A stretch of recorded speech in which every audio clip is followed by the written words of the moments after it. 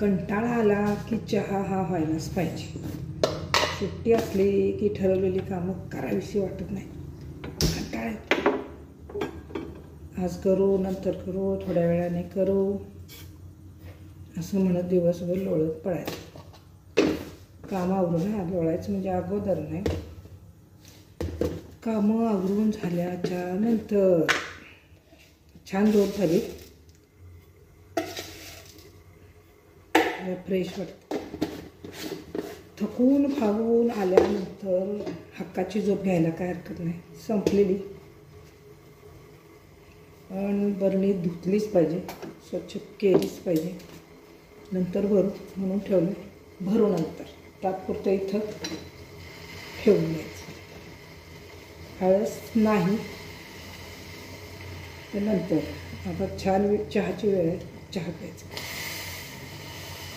चहा पीत पीत काही चार गोष्टी बोलायच्या, काही सुखाच्या काही दुःखाच्या. खीर मस्त झाली आमची, खूप छान झाली, एकदम चवदार. आमच्याकडे काही गणपती वगैरे नसतो, पण आम्ही करून खातो. त्यानिमित्तानं खाणं होतं, बाकी काही नाही. तर चहा होता, दूध ओतणे. पुढची प्रोसेस दूध ओतणे.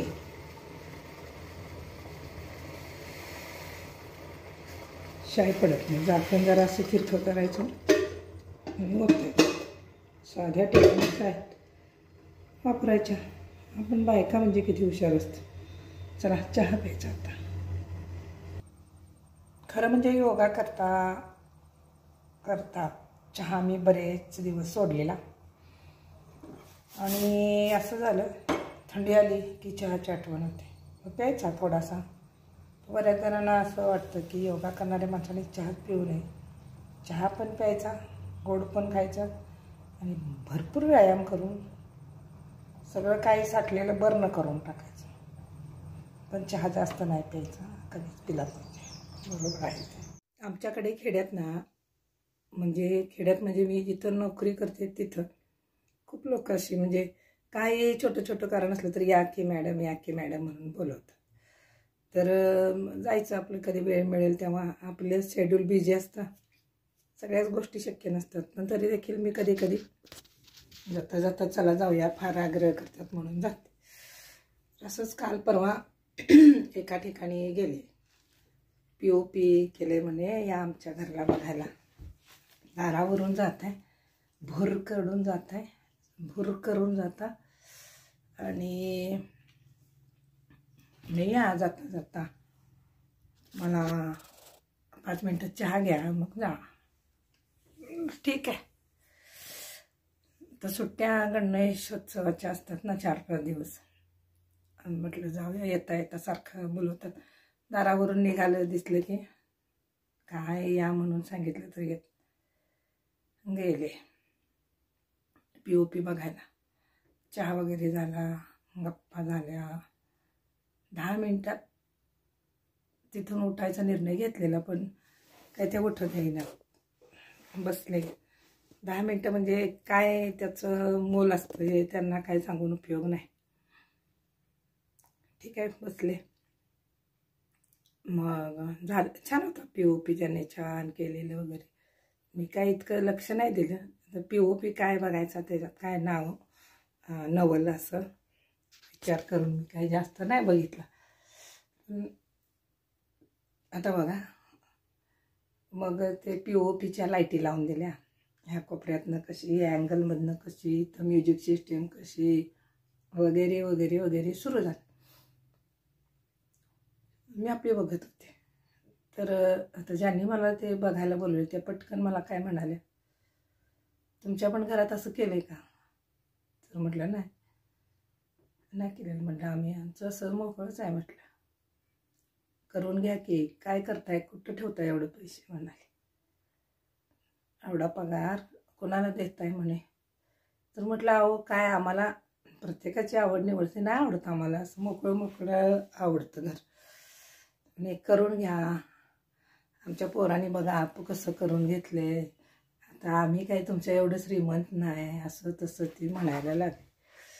आता बघा, एक मिनिट. आता POP करणे आणि न करणे हा काय गरीब श्रीमंतीचा प्रश्न नव्हता. आणि मला नाही आवडत ते घरात सगळं गिजबिड. आणि ते परत त्या वायरी तुटल्या, बल्ब गेले, ते तुटलं मोडलं हेच होत नाही. आम्हाला वेळ नसतो, नोकरीत जमत नाही. पडतं माझं तर खरोखर पडतं. मी काय फार माझं एकदम डीप क्लीन बिन काय आमचं होत नाही बाबा. उगीच काय कशाला थापा मारायच्या चॅनेलवर. आणि अचानक जर व्हिडिओ करायला लागला आणि सगळं दिसलं तर दिसलं, वेळ असेल तेव्हा करायचं. एक काम आपण करतोय तर 10 कामाला आपण हात लावू शकत नाही. मग त्याने ते दाखवलं झगझगाट, रात्रीचा कसा चमचमाट असतो, म्युझिक सिस्टीम कशी काम करते वगैरे वगैरे. पण मला हे खटकलं. मला काय म्हणल्या, तुम्ही चेंगट असता म्हणले नोकरीवाल्या बायका. तुम्हाला एवढा पगार असून POP नाही तुमच्या घरात म्हणजे काय, तुमचं घर बघितलंय की म्हणाले आम्ही रस्त्यावरून. तर म्हटलं बघितलं असेल म्हटलं तुम्ही, त्याचा काय विषय नाही. मग एवढ्या मोठ्या घराला POP नाही, आडानीच ती नार, काय बोलायचं. आता हिला काय मी उत्तर द्यायचं म्हणून मी काय बोलले नाही. तरी पण येता घ्या करून, आमच्यासारखं घ्या करून. तर तिला गल्लीतल्या 4 बायकांना दाखवायचं होतं की घ्या करून. मला घरी जायची गडबड होती. अजून मला बराच प्रवास करून घरी परतायचं होतं. हिचं तेच. मनाला म्हटलं आले नसते बरं झालं असतं. म्हटलं हे काय टाईमपास. चला म्हटलं मी जाते. मला कसं तरीच वाटलं ते. थांबा की असं करून ते गाणी लावून दे. मग ते त्यांच्यात एक नातू होता 4-5 वर्षाचा. मग गाणं लावून काय दिलं, एक नंबर तुझी कंबर. ते गाणं लावून ते पोरगं नाचलं. चांगलं आहे ते, गोड आहे बाळ.